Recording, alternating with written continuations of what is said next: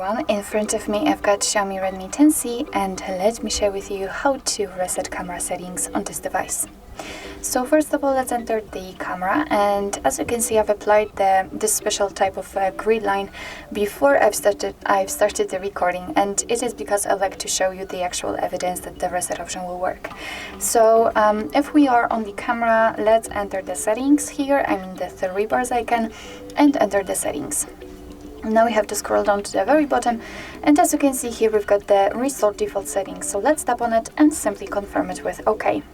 So the general settings simply flashed a little, I would say, so now we can go back to the camera, and as you can see, this is the very first evidence that we just reset the camera. We've got the welcome to camera info, which will appear if you will open the camera for the very first time, so give all the permissions here.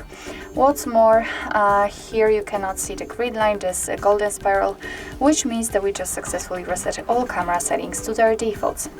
So actually this is it. This is how to reset camera settings in your the Xiaomi Redmi 10C. Thank you so much for watching. I hope that this video was helpful, and if it was, please hit the subscribe button and leave the thumbs up.